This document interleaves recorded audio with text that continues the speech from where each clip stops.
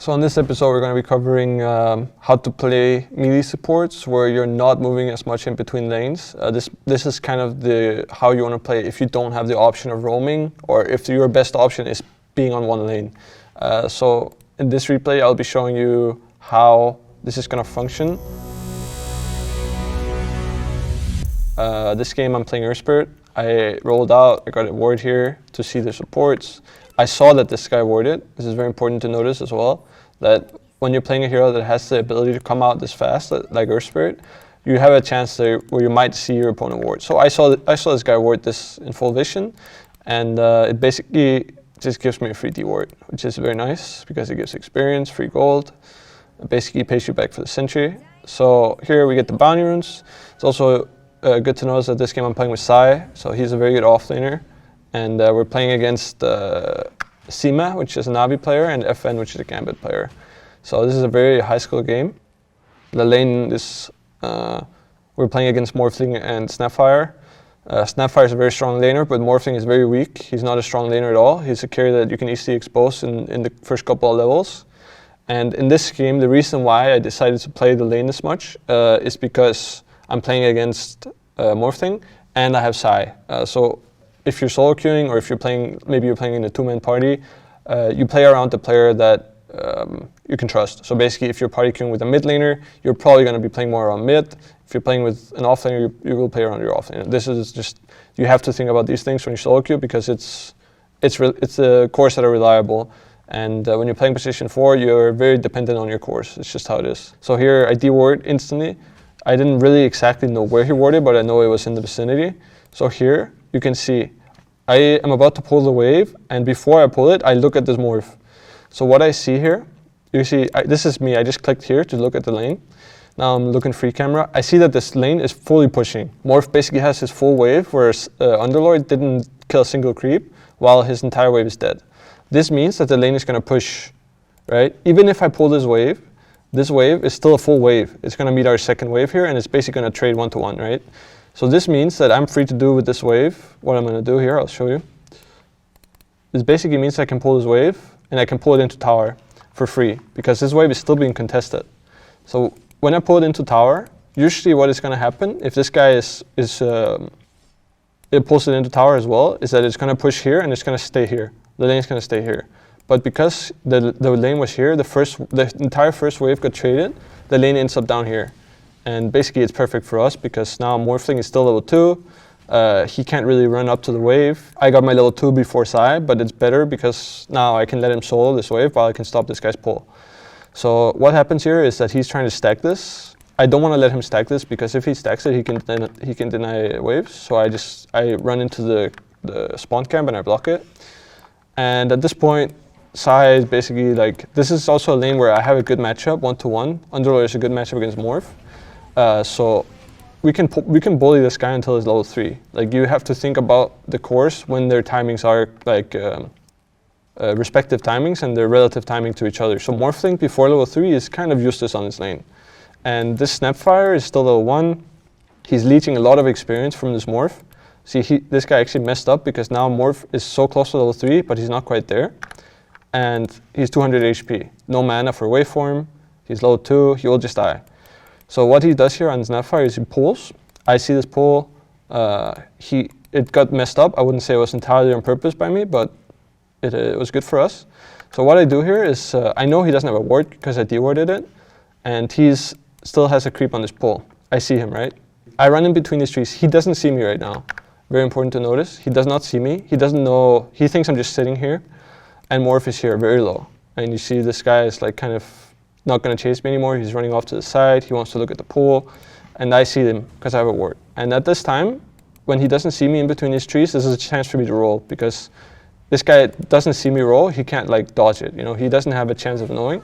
So in this specific time, you run in between trees and you abuse that they don't see you. You abuse the fog, and you see this Morph. He's still at level 3. It's perfect timing for us to kill him. So now this lane is basically won for us, because we got their Morphling.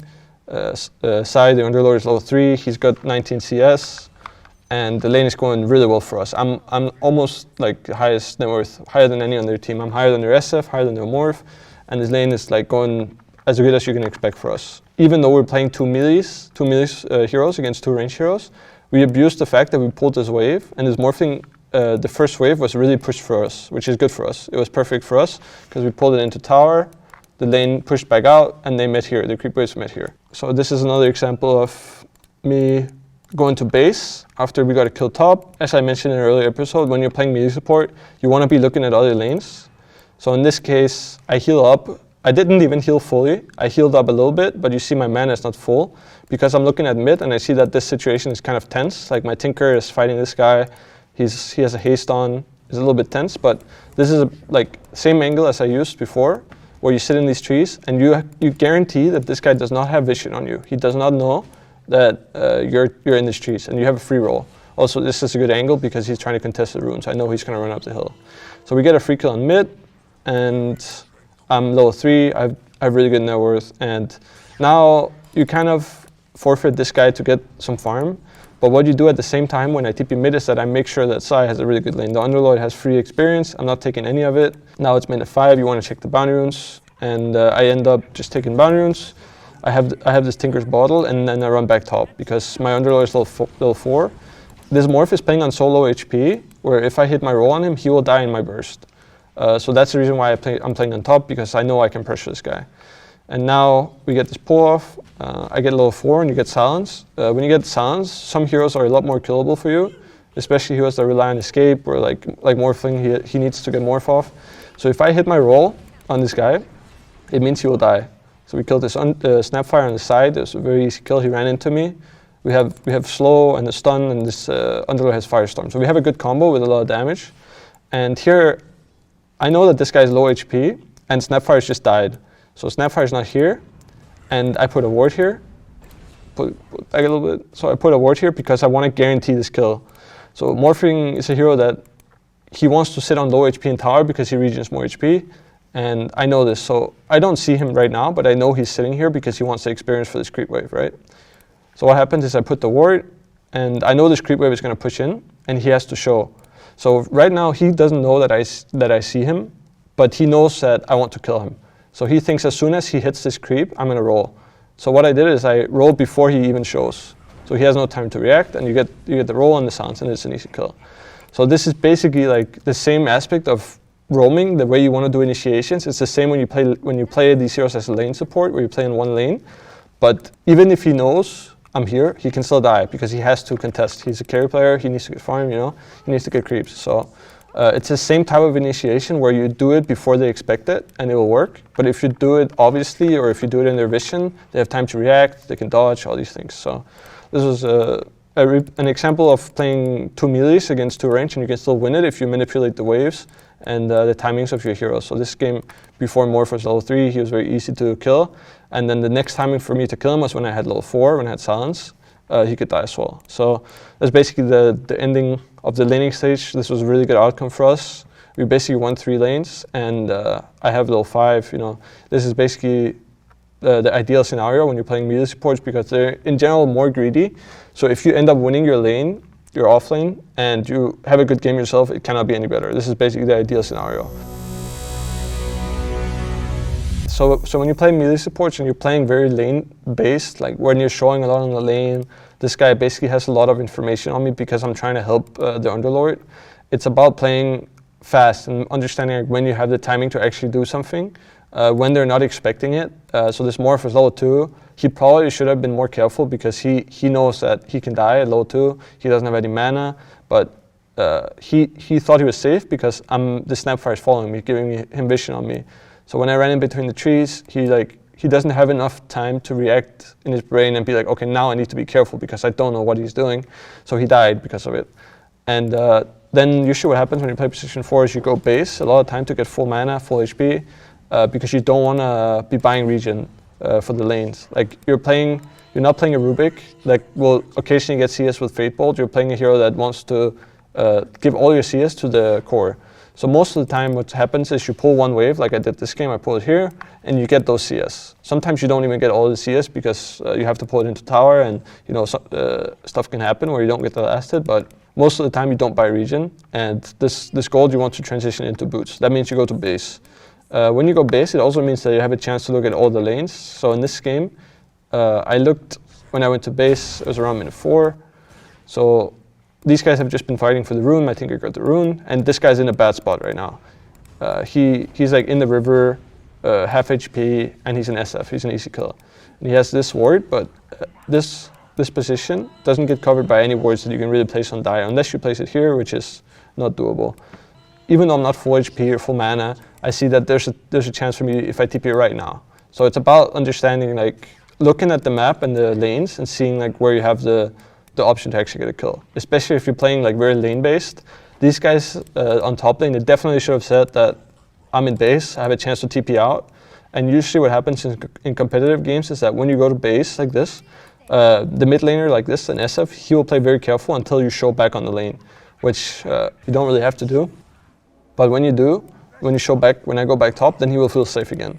And that's just how it is. If he plays safe mid and I don't have a chance to kill him, then instead of TPing out, I would have to run out to my lane like this, because you want to save your TP. Your TP is very important when you play melee supports, because you want to TP and make a fast move.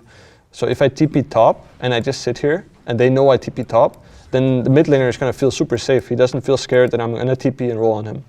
So it works because you use your TP efficiently and you don't just use it to get back to lane. In this game, I have to go bot because they're trialing our Eraser. And basically, when you play melee support and you cannot, like, let's say I had a chance to play with Doom against Timber top, we're playing 2v1, I would not be able to really like do anything to this guy. So me being top would only mean that I steal the Doom's experience and slow down his game. So that's not something you want to do. You want to make sure that you're not a hindrance for your team on lanes. And in this case, like, if I go bot, I'm not going to do much on this lane, but I'm basically playing a meat shield in this game. When you're playing melee support, sometimes this is what's going to happen. You're basically just playing in front of your carry or your offlaner, making sure that there's no chance that they can kill the Eraser, right? So this is just a normal tri lane. Nothing really happens here. We're just playing the lane, not to die, trying to get the most CS. Lane is actually going really well for us. Eraser is 12 and 9, and Slug is 5 and 2.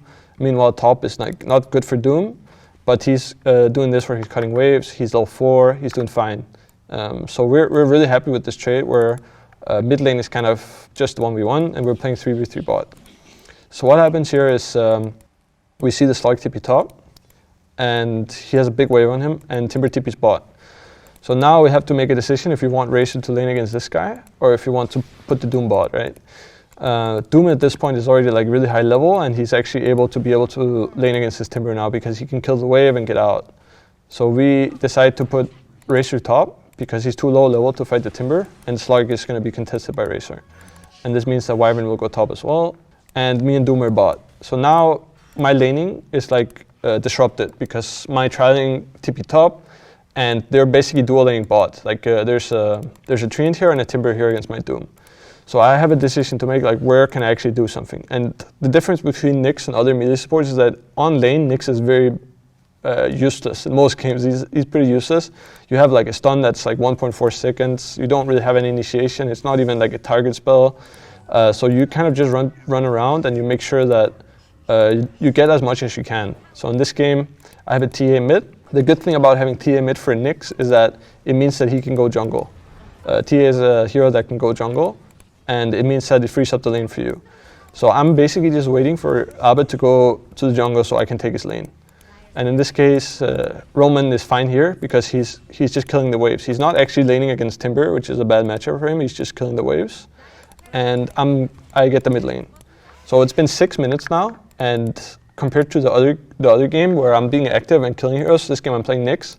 I've used no gold on regen. I've only bought items that make me, that actually have like a value. So my net worth is looking really good because I didn't buy any regen. So my net worth is fine despite not having any impact. I have 0 kills, 0 assists, and now I'm only getting to farm right now. So I get this lane. I think I sit here for like 2 or 3 minutes, essentially. I go bot because we want to make a kill on this guy. So this is like a team move, but we kill this Timber, which is okay. It doesn't really do much for me. I got like half a level for it. And Abed is farming mid, and I run back mid. So this is basically the only move that I've done the entire game was this bot play on Timber. I haven't actually done anything. And the important thing is to know when you play position 4, melee supports especially, is that you cannot always do something on lanes. Like some of these heroes, if you have Nyx in your hero pool, you need to make sure that you understand like what is the timing of this hero. Some games occasionally you might be able to play, like if you have a Darkseer or something, the hero that will enable your laning to be better, then maybe you can actually do something. But this hero is very like experience based. He does a lot in draft as well because it makes it hard for the other team to pick certain heroes. So in this game, we picked Nyx pretty late because they have OD, they have Timber. So my hero is really strong in the game. Like it's important to distinguish like what is the purpose of your hero overall. Is it something on lane? Is it gonna be like really valuable in the game, or is it just gonna be like all aggression? So in this game, it's very like experience based. Like I'm just trying to get as much on lanes as possible without feeding, without giving too much to the other team, and making sure that basically when I'm tri-laning bot, that my racer has a decent game. So I got my level 6, and then basically the laning stage is over. Right now, you have what you need, and that's it. When you talk about melee supports in general, it's very important to understand what can you do. Like this comes a lot down to knowing matchups and playing a hero multiple times, knowing like what are the limitations of your hero more so than what are like the top of like what are you actually able to like do when you have the perfect game. It's always easier to play if your hero is really good. You have 3 cores that you can play with, and the other team has really bad cores that you can easily kill. But there's going to be games where you can't kill any of the other team's cores. You have no cores that want to kill them either. So basically your only option is to play slow and try to get like experience. So like basically in this game, we don't really have aggressive lanes. We have TA, Eraser, and Doom. They're not really playmaking heroes, they're slow heroes. And my hero is the playmaking hero, but not before I have levels. So my entire team's lineup is based off me getting experience. And if I don't play this game greedy, if I just run around and try to kill heroes all the time, I could be very low level. And if I'm low level in this game, it means that I can't really, like my team can't do anything because it's all focused on my hero being able to move around with Vendetta. So I think the easiest way to distinguish is just to knowing your heroes and what are your timing to do what you want to do. So if your hero needs level 6, the most important thing for you in this game should be to make sure you get level 6 at a decent timing. So sometimes it's going to be at minute 10 when you get the tome. That is a lot of timings for position 4s. You need to get your level 6 and you need tome. Then you play for minute 10, and before that you just do what you can do on lanes. This is like most position 4 melees. Like if you're playing some Nyx, or if let's say you're playing an occasion like Slardar, like all these melee heroes that give a drafting purpose, then you don't actually have to do so much on lane, and you just need to understand like the difference between the melee supports, that some of them are able to do early aggression, but only in certain games. There's always going to be games where you're playing like against 5 heroes that you've never played against the specific 5 heroes before. That's just Dota. You know, there's so many heroes that you're never going to play the same hero with the same 4 heroes against the same 5 heroes again. Like this specific scenario is probably never going to happen again. So you just have to make sure that you understand your own hero, and if there's something on the other team that limits you from doing what you want to do, then try to adjust and understand like what can I do differently, and make sure that I get what I need to have an impact in the game.